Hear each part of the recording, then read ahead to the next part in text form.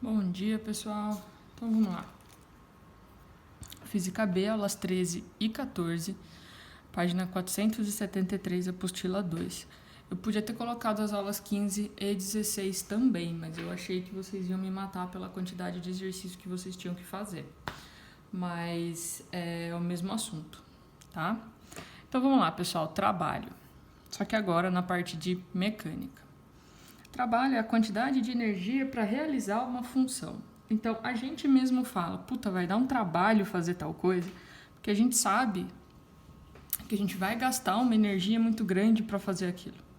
Ou então a gente mesmo fala, não, imagina, não é trabalho nenhum, quando é algo que realmente não vai exigir muito da gente. Então, esse conceito de trabalho é muito útil no nosso dia a dia, tá? Trabalho, pessoal, é energia, é joule. E vocês vão ver que daqui para frente a gente vai ver vários tipos de energia. Energia não é um conceito que é muito bem definido na física. A energia, ela simplesmente existe, ela se transforma em outras formas de energia. O se transformar em outras formas de energia é quando a gente troca o nome dela, para a gente saber da onde veio e quem que está fazendo essa energia, tá bom? O trabalho em mecânica, então, ele é dado pela força vezes o deslocamento vezes o cosseno de θ. Esse cosseno, pessoal, é entre a força e o deslocamento, tá?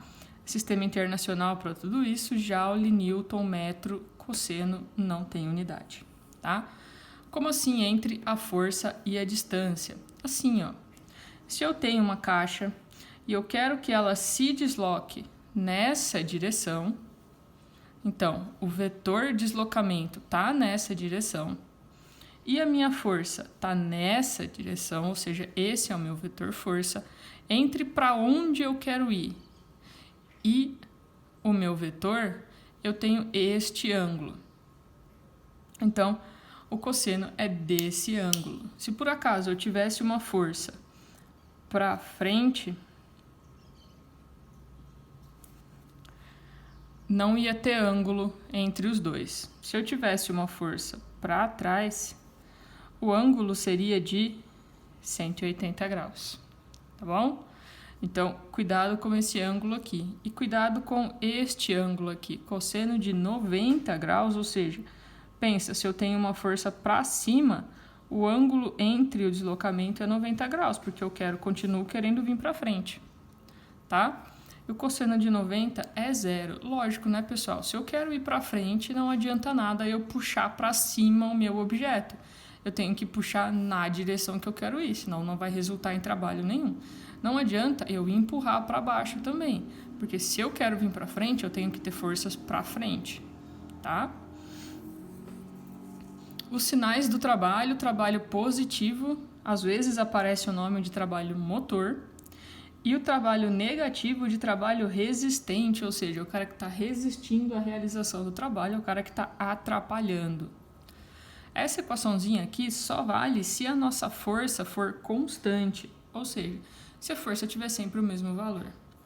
Se a força mudar, se eu tiver para cada distanciazinha um valor de força diferente, eu não consigo fazer essa conta, eu teria que fazer infinitas vezes essa conta. Então, o que eu faço? Eu faço a área embaixo da curva. Lembra que eu falei sobre quando o gráfico presta ou não? Multiplica os eixos. A multiplicação dos eixos dá força vezes distância. Então me dá o trabalho mesmo, tá? Aqui é um ponto bem importante, pessoal. Aqui, o avisozinho que eu coloquei de tanto faz fazer a resultante dos vetores ou não é o seguinte. Pensa que eu tenho tudo isso aqui de vetor que eu desenhei. Eu posso fazer a resultante dos vetores e depois usar ela no trabalho, ou eu posso fazer o trabalho de cada um desses vetores e depois somar os trabalhos. Então, tanto faz. Se você preferir fazer a resultante dos vetores antes e depois fazer um cálculo de trabalho só, ok. Se você quiser fazer um trabalho para cada um dos vetores e depois juntar tudo, ok também, tá? Então, esses são os avisos aqui, tá? O trabalho resultante é a soma de todos os trabalhos, tá? Então, tanto faz se vocês querem fazer a resultante ou não. Normalmente vocês não gostam de fazer resultante de vetor, então vocês costumam calcular cada um deles mesmo, tá? Energia cinética. Bom, energia cinética é energia relacionada à velocidade, ou seja, ao movimento. Então, tem velocidade, obrigatoriamente a energia cinética tem que existir, não tem opção, tá? A energia cinética é dada por massa, velocidade ao quadrado dividido por 2. Pessoal, é só a velocidade que é ao quadrado, tá? Não é massa vezes velocidade tudo ao quadrado. O quadrado tá só na velocidade, pelo amor de Deus, tá? Sistema internacional, energia é joule, massa, quilograma, velocidade, metros por segundo, tá? Pessoal, eu só tô falando o seguinte, ó. Se eu decido puxar um objeto e esse objeto passa a ter velocidade, eu estou transformando a energia. Minha filha tá brava. Eu estou transformando a energia trabalho em energia movimento. Continua sendo joule, tá? É só para eu saber o que está acontecendo com essa energia. Agora, vem o teorema mais importante da vida de vocês, então, por favor, não esqueçam, tá? O trabalho resultante, ou seja, tudo quando eu junto todas as forças, tá? E quando eu tenho o resultante do trabalho, é igual à variação da energia cinética. Tá. O que é variação para a gente mesmo? Final menos inicial, tá? Então, isso aqui vai abrir em energia cinética final menos energia cinética inicial. Pessoal, é o favorito do Enem, é o teorema da energia cinética. Pelo amor de Deus, não esqueçam esse teorema. É muito importante.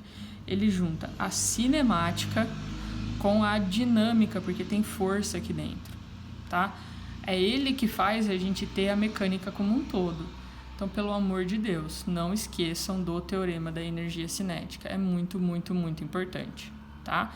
Ele fala que eu posso pegar o trabalho resultante, ou seja, depois que eu já descobri quanto realmente eu tenho de trabalho resultante na minha função e levar isso para a variação da energia cinética, ou seja, para o movimento real, tá? Não esqueçam de manter o caderno de vocês em ordem. Um beijo.